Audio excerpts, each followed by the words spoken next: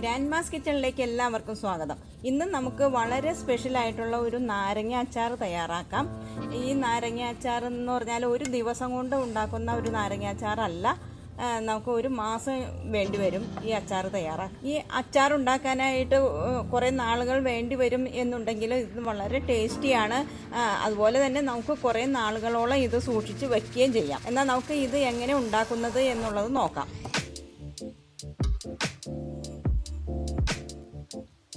ചെറുനാരങ്ങയാണ് ഞാനിവിടെ എടുത്തിരിക്കുന്നത്. അത്യാവശ്യം നല്ല വലുപ്പമുള്ള ചെറുനാരങ്ങയാണത്. ചെറുതരം ഇതിലും ചെറുതരമൊക്കെ കിട്ടുകയാണെങ്കിൽ അതായാലും എടുത്താൽ മതി. ഇതിപ്പോൾ എനിക്ക് ഇത്രയും വലുപ്പമുള്ള നാരങ്ങ കിട്ടിയതുകൊണ്ട് ഇത് എടുത്തു. ചെറുതരം നാരങ്ങയാണ് ഇതിന് കൂടുതൽ നല്ലത്. പിന്നെ കുറച്ച് കല്ലുപ്പും ഉണ്ട്. ഇപ്പോൾ ഇതിൻ്റെ ആവശ്യമുള്ളൂ. മറ്റ് ഇൻഗ്രീഡിയൻസൊക്കെ നമുക്ക് കുറച്ച് ദിവസങ്ങൾ കഴിഞ്ഞിട്ട് ചേർക്കേണ്ട ഒരു ആവശ്യമുള്ളൂ. അതുകൊണ്ട് ഞാൻ ഇപ്പോൾ ഇത്രയും മാത്രം വെച്ചിട്ടാണ് അച്ചാർ ഉണ്ടാക്കാൻ തുടങ്ങുന്നത്. ഇതിലെ ഓരോ നാരങ്ങയും നമുക്ക് നാലാക്കി ഒന്ന് മുറിച്ചെടുക്കാം. നാലാക്കി മുറിക്കാൻ ഇത് നമ്മൾ വിടിയിച്ചെടുക്കുകയൊന്നും ചെയ്യരുത്. ഇതുപോലെ പകുതി മുറിയാനേ പാടുള്ളൂ.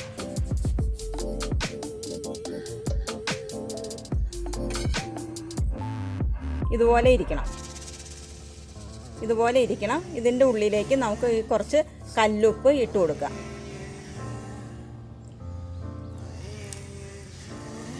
കല്ലുപ്പ് ഇതിൻ്റെ ഉള്ളിൽ നിറച്ച് വരാൻ പാകത്തിന്, നിറഞ്ഞിരിക്കാൻ പാകത്തിന് ഇട്ട് കൊടുക്കണം.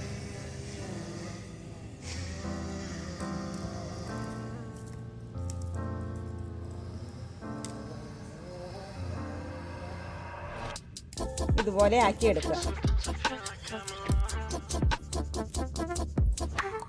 നാരങ്ങ എല്ലാം മുറിച്ച് ഉപ്പിട്ട് ഫില്ല് ചെയ്തൊക്കെ വെച്ചിട്ടുണ്ട്. ഇനി ഇതിനെ നമുക്ക് ഒരു കുപ്പിയിൽ ആക്കി വെക്കണം.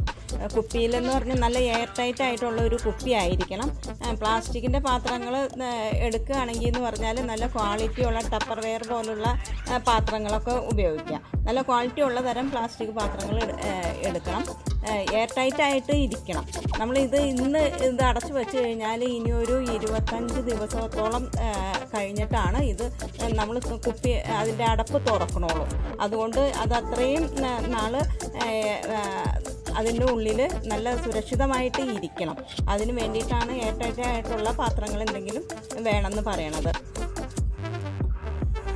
ഇത് ഓരോന്നും നമുക്ക് ഇത് അധികം അങ്ങനെ ചരിഞ്ഞ് പോവാതെ ഇതിൻ്റെ ഉള്ളിലുള്ള ഉപ്പൊക്കെ അതിൽ തന്നെ ഇരിക്കാൻ പാകത്തിന്, കുറച്ചൊക്കെ താഴെ പോയി എന്ന് വിചാരിച്ച് കുഴപ്പമൊന്നുമില്ല, എന്നാലും കൂടുതൽ ഇതിൻ്റെ ഉള്ളിൽ തന്നെ ഇരിക്കണം.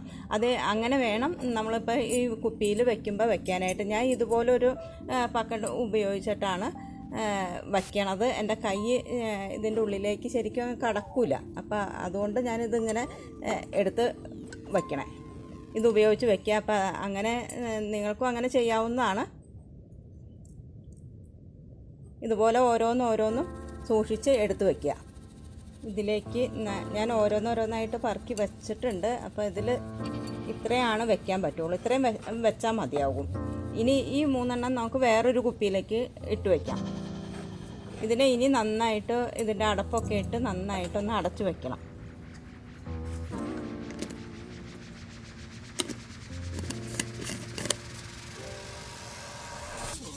നല്ല ടൈറ്റാക്കി തന്നെ അടച്ചു വെച്ചേക്കുക. ഇത് ഇനി നമ്മൾ ഒരു 25 ദിവസം ആയിട്ട് എടുത്താൽ മതിയാവും. തുറക്കേണ്ട ആവശ്യം വരുന്നുള്ളൂ. അതായത് ഏകദേശം ഒരു മാസം 20-നും 30-നും ഇടയ്ക്കുള്ള ഒരു സമയം ആകുമ്പോഴത്തേക്കും ഇതിൽ വെച്ചിരിക്കുന്ന ഈ നാരങ്ങകളെല്ലാം നന്നായിട്ട് ഈ ഉപ്പൊക്കെ അലിഞ്ഞ് വന്ന് വെള്ളവും വന്നിട്ട് നാരങ്ങയൊക്കെ നല്ല കുഴഞ്ഞ് ഓടി ഉപ്പുമായിട്ട് മിക്സായി വരുന്ന ഒരു പരുവത്തിലായിരിക്കും. എന്നിട്ട് വേണം ഇതിനെ നമുക്ക് അച്ചാറിടാനായിട്ട്. ഇതിനി നല്ല സേഫായിട്ട് എടുത്ത് വെക്കുകയാണ് വേണ്ടത്. ഇന്ന് നമ്മൾ എന്നാണ് അച്ചാറിടാൻ തുടങ്ങിയത്, ഇത്രയും ചെയ്യുന്നത് എന്നാണ് എന്നുള്ളത് നിങ്ങൾ പ്രത്യേകം ശ്രദ്ധിക്കണം. ആ ഡേറ്റ് ഒന്ന് കലണ്ടറിൽ നോട്ട് ചെയ്തിടുമോ, അല്ലെങ്കിൽ ഈ കുപ്പിയുടെ മുകളിൽ ഒരു പേപ്പർ എഴുതിയിട്ട് ഒട്ടിച്ച് വെക്കുകയോ, അങ്ങനെ എന്തെങ്കിലും പേപ്പറിലെ ഡേറ്റ് എഴുതി ഒട്ടിച്ച് വെക്കുകയോ എന്തെങ്കിലും ചെയ്യണം. എന്നിട്ട് ഒരാഴ്ച കഴിയുമ്പോഴേക്കും ഇതിലുള്ള ഈ ഉപ്പൊക്കെ നല്ലതുപോലെ അലിഞ്ഞ് വന്നിട്ട് വെള്ളം ഇതിൽ ഉണ്ടായിക്കൊണ്ടിരിക്കും. ഒരാഴ്ച കഴിയുമ്പോഴേക്കും ആണ് അത്രയൊക്കെ ആയി വരുള്ളൂ. അതിന് ശേഷം നമുക്ക് ഇടയ്ക്കിടയ്ക്ക് ഒന്ന് എടുത്ത് ഈ കുപ്പി ഒന്ന് നന്നായിട്ടൊന്ന് കുലുക്കി കൊടുക്കണം. അത്രയാണ് ഈ 25 ദിവസത്തിനുള്ളിൽ നിങ്ങൾ ചെയ്യേണ്ട കാര്യങ്ങളുള്ളത്.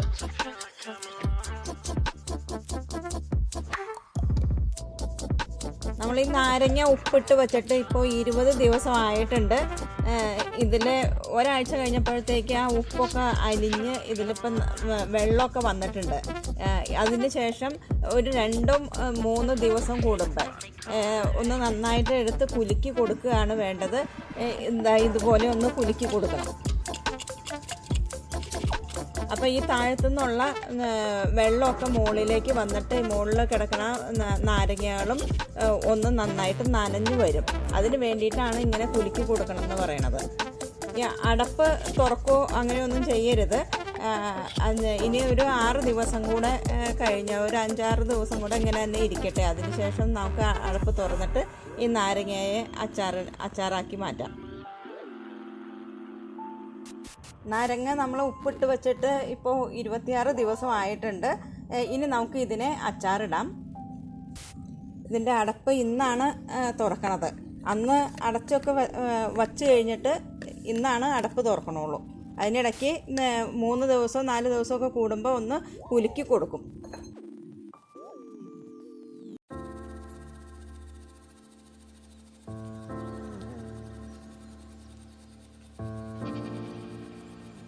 ഇതിലേക്ക് വേണ്ട മറ്റ് സാധനങ്ങൾ എന്തൊക്കെയാണെന്ന് ഞാൻ പറയാം.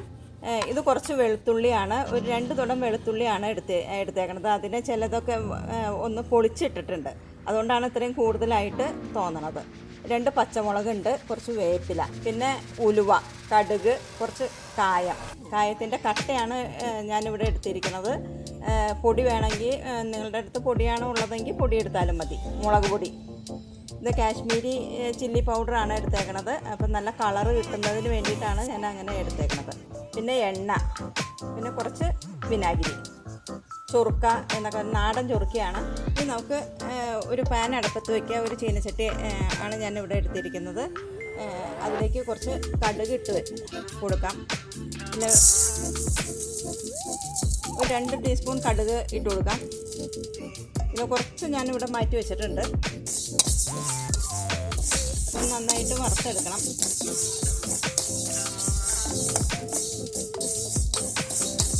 കടുകൊക്കെ ഡ്രൈ റോസ്റ്റ് ചെയ്യുന്ന സമയത്ത് നന്നായിട്ട് പൊട്ടും. അങ്ങനെയാണ് ഇതിൻ്റെ വേവ് മനസ്സിലാക്കേണ്ടത്. കടുക് നന്നായിട്ട് പൊട്ടിയിട്ടുണ്ട്. നമുക്കിതിനെ മാറ്റാം, പ്ലേറ്റിലേക്ക് മാറ്റാം.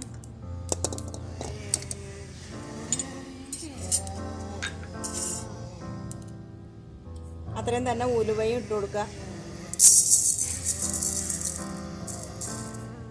കുറച്ച് ഉലുവ ബാക്കി വെച്ചിട്ടുണ്ട്.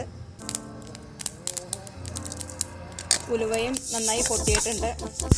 നല്ല നിറമൊക്കെ മാറിയ ഒരു ബ്രൗൺ കളറിൽ വന്നിട്ടുണ്ടല്ലോ. ഇതിൻ്റെ സൈഡിലേക്ക് മാറ്റിയിടാം. നന്നായിട്ട് ചൂടാറി കഴിയുമ്പോൾ നമുക്കിത് പൊടിച്ചെടുക്കാനുള്ളതാണ്.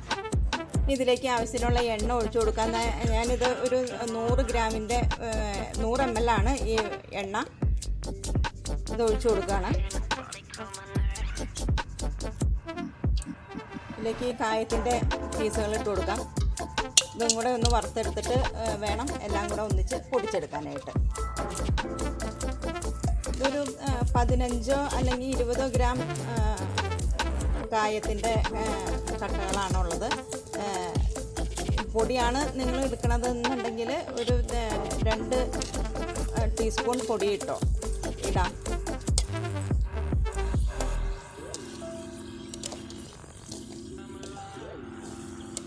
കായം മുരിഞ്ഞ് വന്നിട്ടുണ്ട്.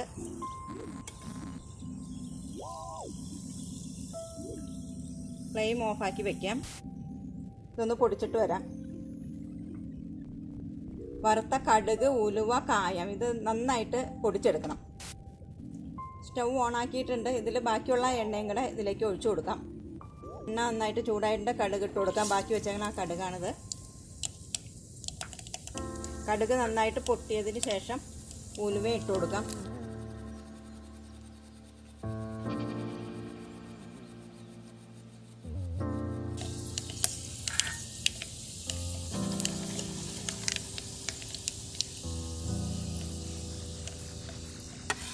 ഇനി വെളുത്തുള്ളി നമ്മൾ എടുത്ത് വെച്ചേക്കുന്ന പച്ചമുളക്,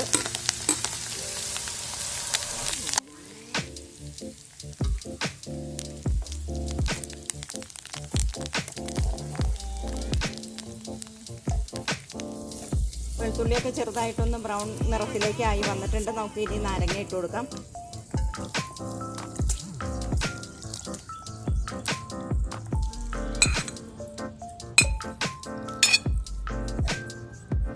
മുളക് പൊടി ഇട്ട് കൊടുക്കുക. ഇത് 2 വലിയ സ്പൂൺ മുളക് പൊടി ഉണ്ട്, 2 ടേബിൾ സ്പൂൺ. ഇതിലേക്ക് നമുക്ക് ഈ പൊടിച്ച് വെച്ചിരിക്കുന്ന ആ മസാലയും കൂടെ ഇട്ട് കൊടുക്കാം.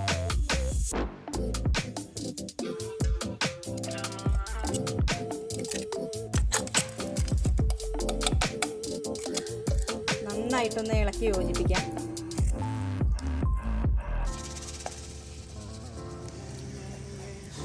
ഇതിലേക്ക് വേറെ വെള്ളമോ അങ്ങനെ ഒന്നും നമ്മൾ വേറെ ചേർക്കണില്ല. ആ ഉപ്പ് അലിഞ്ഞിട്ട് വന്നേക്കണ ആ വെള്ളം മാത്രമാണ് ഇതിലുള്ളത്. പിന്നെ ഇനി നമ്മൾ വിനാഗിരിയും കൂടെ ചേർക്കുന്നുണ്ട്. അപ്പോൾ ആവശ്യത്തിനുള്ള ഒരു കുഴമ്പ് ഗ്രേവി നമുക്ക് കിട്ടും. ഇനി ഇതിലേക്ക് ഉപ്പൊന്നും വേറെ ഇടേണ്ട ആവശ്യമില്ല. ഉപ്പൊക്കെ നമ്മൾ പാകത്തിന് ആദ്യമേ തന്നെ ഇട്ട് വച്ചേക്കണതാണ്. ഇനി നമുക്ക് വിനാഗിരി ചേർത്ത് കൊടുക്കാം. വിനാഗിരിയുടെ ടേസ്റ്റ് ഇഷ്ടമില്ലാത്തവർ ഇത് ചേർക്കേണ്ട ആവശ്യമില്ല.